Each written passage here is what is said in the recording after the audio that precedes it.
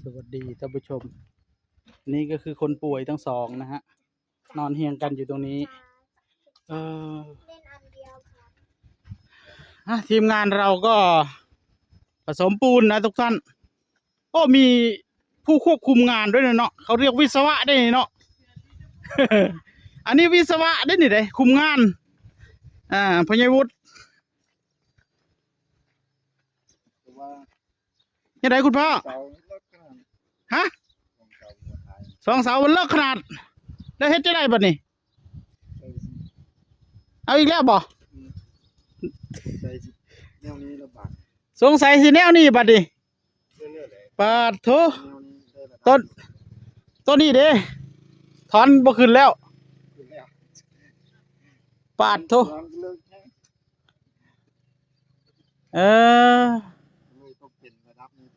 เป็นแนวนี้ไป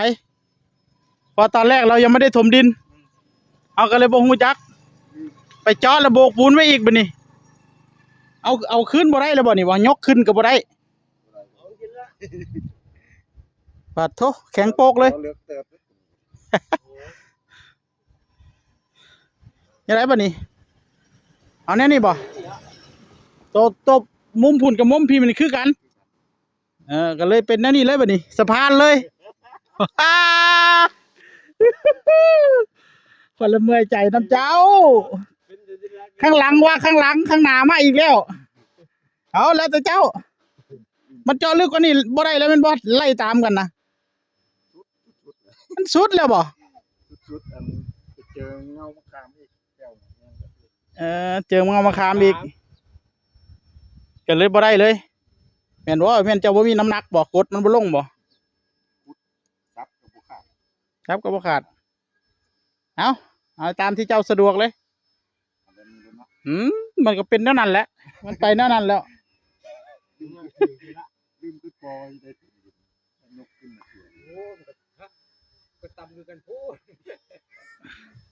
ยังไง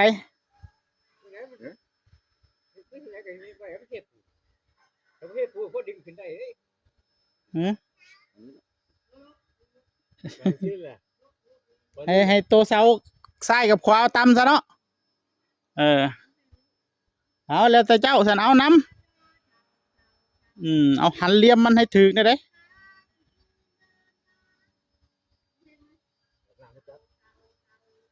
ตอนนี้นะคุณพ่อก็กำลังเครียดนะท่านเนื่องจากเสาตัวนี้เสาแรกที่เราฝังไปเมื่อวันก่อนที่จะมีการเทดินเนี่ยมันก็ปกติแหละเฮาเจาะปกติเพราะดินเฮายังไม่ทันได้เทตอนนั้นน่ะ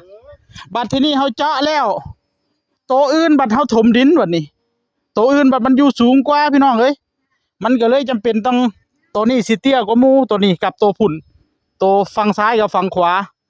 หัวมุมนะสิเตี้ยกว่าหมู่นะครับแล้วตัวนี้ก็สูงซ้ำกันหมดก็เอาแบบนั้นแหละเอามันเป็นแนวนี้แหละก็เอาแนวนี้เลย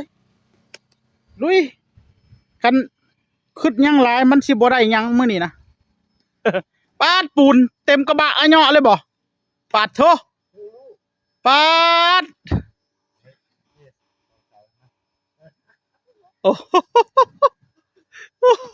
เล่นปูนเกือบเต็มกระบะพี่น้องเอ้ยอันเสาหนึ่งมันใส่2 คู่1 ดอก2 4 6 8 10 12ประมาณ10 กว่าคู่เอาแล้วแต่เจ้าน้ำ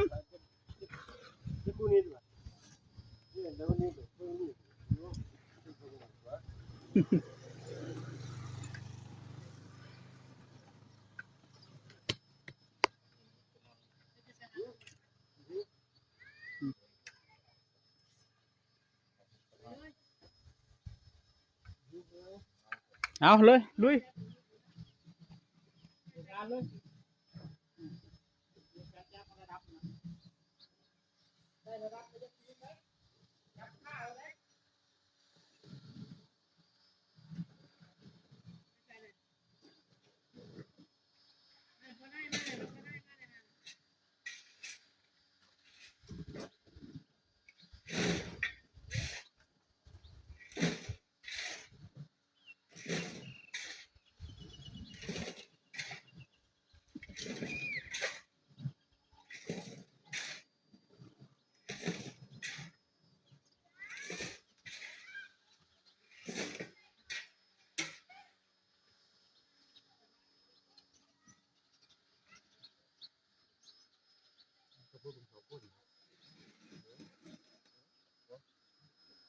มันเลยนะแต่ว่าให้มันได้เห็นก่อน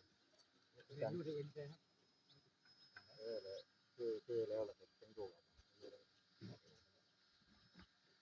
แล้วว่าจำไม่ได้ใกล้เคียงเขาดำมันท่านตอนนั้นท่านได้ลงดินเลยเราลุงโหกก็บ้านลุงลุงเนี่ยเนี่ยพูดล่ะไว้พูดแหละพูดไว้วันแล้วพูดน้ำจับน้ำกระยามันดอกเราตัวสุดท้ายแต่ละหมองมันจำได้แล้วแม่ละบ้า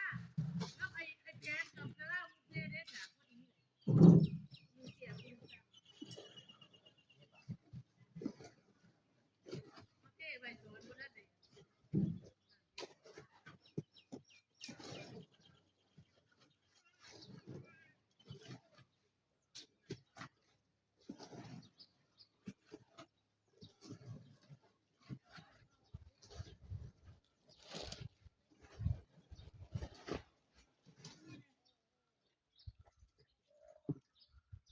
หายดีเลย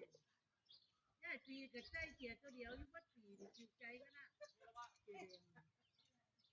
ตัวใหม่ดิเสียเลย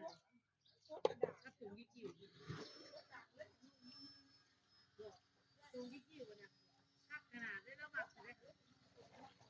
มักวัดใจได้เลย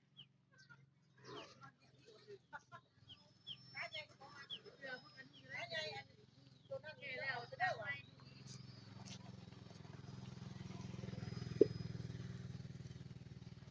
มักเลยพวกดาบก็มักเลยนู่นแหละพวกดาบพวกสุด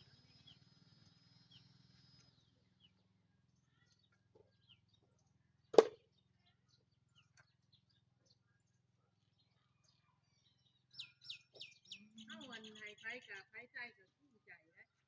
เข้าใจเราเสียหายเลยนุ่งดีกันนะจ๊ะนุ่งเสียกันน่าจะได้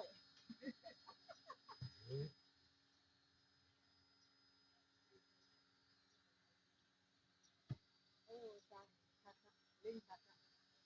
จังแอบอีกได้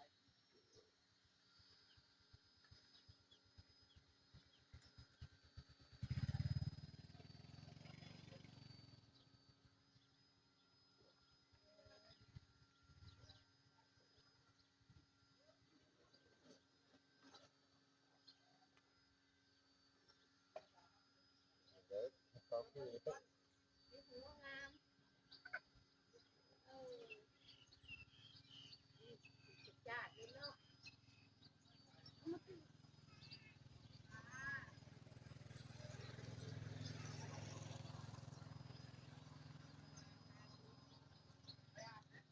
ว่าแล้วนะมันคือที่นี่ตำแล้วหาได้ไหม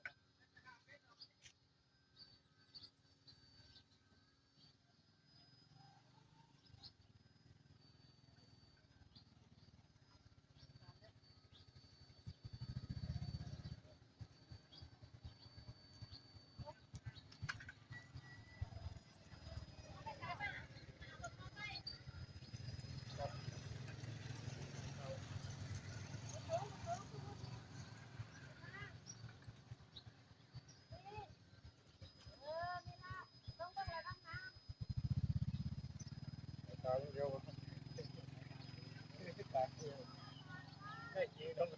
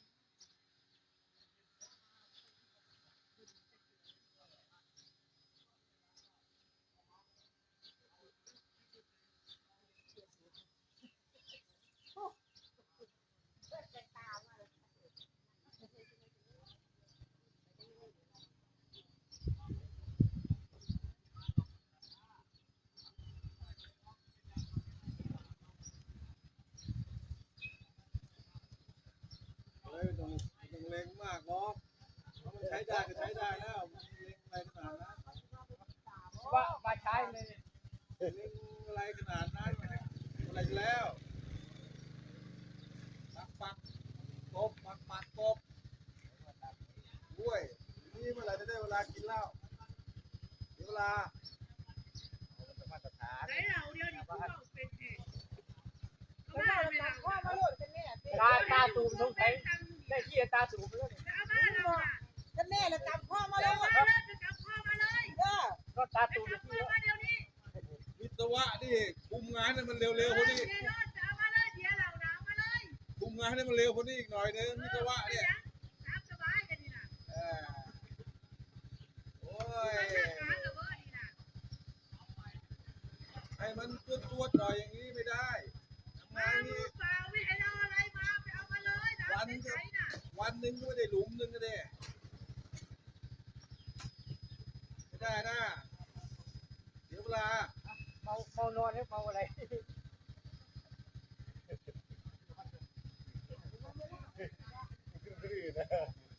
๋ยวลบตกนี่ไปเอามาได้แล้วนี่ งานเสร็จแล้วเหรอ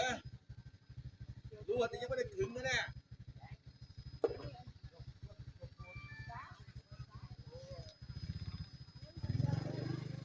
หายแล้วพี่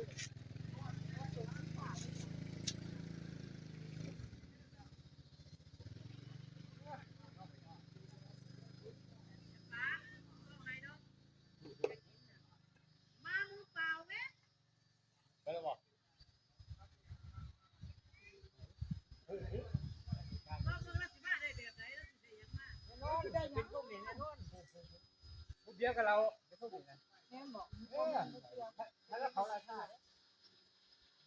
วพวกเขาล่ะชาแล้วสิไปไหนยา เป็นพวกนี้เขาละชาติไม่ดีนะ เอาพวกให้ห้าเจ้าอยู่เพื่อนยุ่งจังขอบคุณหลายอันย่างๆเลยนะตื่นจะดูกันนอนพักผ่อนจะไปเขาเนี่ยขายยางเขาอยู่ยางเขาแล้วก็จะมาเขาขายยางลงไปใส่ดีใส่ได้ดีกว่าใส่เติมเติมเกมเราบอกว่าได้เป็นก็ได้ซื้อของเป็นเปล่าที่จักรยานเมื่อวานมื้อเช้านี่ก็ได้หาวันยายถ้าเรายายมาเลี้ยงลูกว่ะนี่เล่นเซเบ้ขายฟ้าจักรยาน สู่ตุ๊กก็อยู่เลยบักนี้ก็ดูดีดี ไอ้นี่ตาติ่งโอ้มันเป็นของไล่เนาะมันนี่ป้ามันหนูเฮ็ดจังไดเนาะคักเดี๋ยวว่าเสียเลยเดี๋ยวต้องบอกมันติ่งพวกกันเลยคักขนาดนี้ทุกเลยบ่ ไปขายอันของห่างใน30 บาทป้าเอ้ยเพิ่นก็บ่ว่าอาจเอ้ยแล้วบ่ได้ยินบ่ว่ะ โอ้เป็นการยังฝากเนาะอันนี้คือบ่อัดดังใส่ฝากไว้เนาะ เดี๋ยวจะเล่าแล้วเนาะเจ้าบ่ได้เปลี่ยนเลยคือเล่าเด้ บอก